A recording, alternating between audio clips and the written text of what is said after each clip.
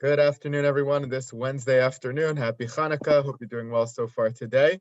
We're going to do a Rashi or two, actually, from the fourth Aliyah of this week's Parsha of Miketz, which I'm going to bring up right now. In this fourth Aliyah, we see the descent of Yaakov and his children to Mitzrayim in order to be able to get food, to sustain themselves. And there's an interesting use of the word vayar, and the root ra'ah, resh aleph hey, twice in the span of one pasuk. And I want to look at the two or three Rashis that have to do with these two words. So the pasuk says, the beginning of Parak Mem Beis, vayar Yaakov ki yashever mitzrayim, vayomer Yaakov levanav lama tisra'u. So Yaakov sees that there's food in Egypt. They're suffering through a famine in Israel. They have no food left.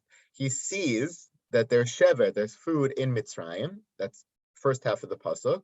And he says to his children, Lama tisra'u. Why are you tisra'u? So both of these are words that don't really fit in the context of this pasuk. Number one, Vayar Yaakov Kish. He sees that there's shever in Mitzrayim. How could he see?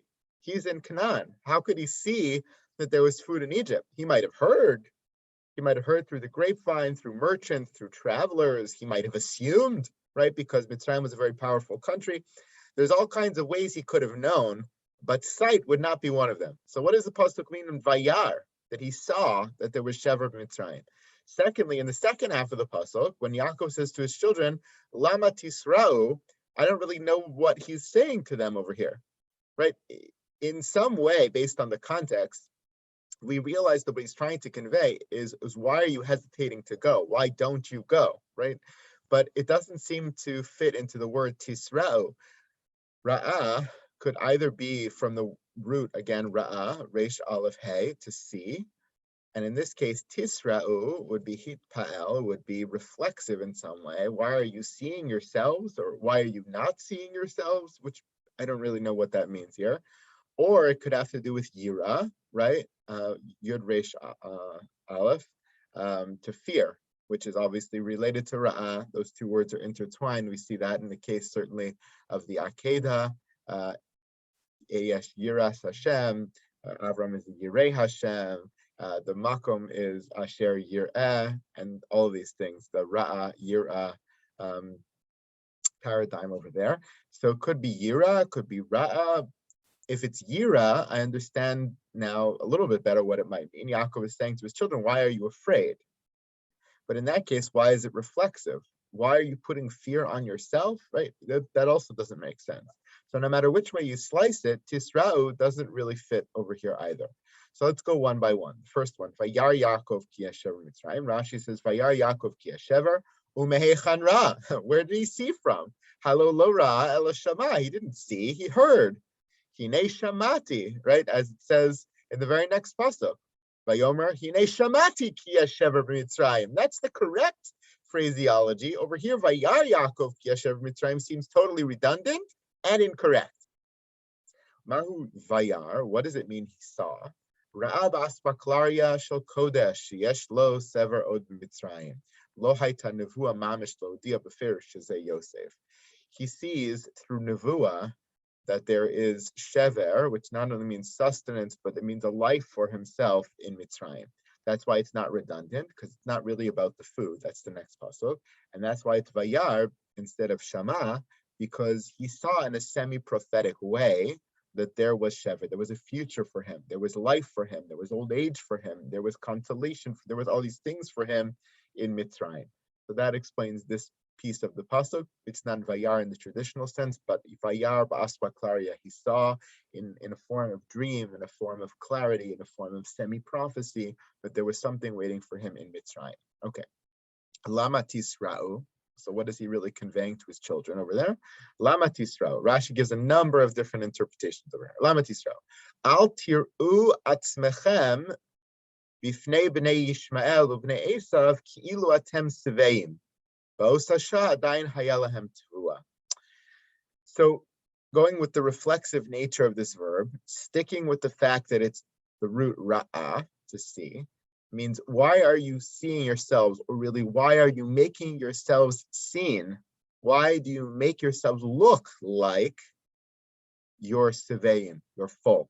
really what they were doing, they didn't want their enemies to realize that they were in a weak position. They didn't want those who surrounded them to see them suffering, to see that they were weak, vulnerable to attack, perhaps, didn't have longevity to them or their family. So with the little food they had left, they pretended they were full, right? They made a lavish meal out of a tiny bit of food. And, oh, I'm full. And they said, oh, we're great. We're doing fine.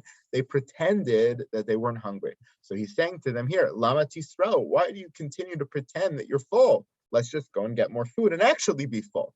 Okay, so that could be one interpretation of Tisrao, which makes sense now why it's reflexive. Why do you make yourself look, right? Using the verb ra'ah, but reflexively, why do you make yourself look like you're full in front of the Ishmael? Velinir pshuto, it seems to me, Rashi says that the simple reading is Lama Tisrao, Lama Yehu Hakol Mistaklim Bachem, Utmatmim Alechem She'enchem Mevakshim Lachem, Ochal Terem Yichlem Asher Biyadchem. Lama Tisrao is not why do you make yourselves look, but rather, why should everyone else look at you? I don't know exactly how that fits into the conjugation here of Tisra'u, but Rashi is saying that the simple reading is not why do you make yourselves look full, but why should everybody look upon you and be surprised as to why you're not asking for or searching for more food before you run out of your current supply. That's another interpretation. Then he says, I heard yet a third interpretation from others, which he's going to say he disagrees with. Shehu lashon kechisha, lama tu kechushim berav. That maybe Tisra has nothing to do with yira and has nothing to do with ra'ah, to see, but it actually has to do with hunger, which would make perfect sense in the context of this pasuk. Lama Tisra, why do you starve yourself? But how is ra'ah convey starving or related to the word starving? V'dima lo gam hu yura. In Mishlei, there's a pasuk which seems to say that the word yura, which is related to ra'ah over here, tisra'u, yura means to be full, to be satiated, okay? So lama tisra'u has something to do with being satiated, or really it's a euphemism for saying, why do you show yourself to be, starving? So something to do with hunger or starvation over here, which would obviously fit into the context of the pasuk, but Rashi says, in hadavar nachon be'enai. This is not true in my eyes. So he prefers the pshuto shel mikra. The second interpretation over here is, why should everybody look at us and say, hey, why aren't they buying more food? They're starving, right? Which would make sense in the context of this pasuk and still fit in with the ra'ah. Only thing that's difficult about that is the conjugation tisra'u, which I'm sure there's an explanation for, even though I'm not 100% certain what it is. Thank you, everybody. Have a great day. Happy Hanukkah. Thank you. Happy Happy Hanukkah. Hanukkah. You too. Thank you. Thank you, Rabbi. Happy Hanukkah, Rabbi. Thank you. You're welcome.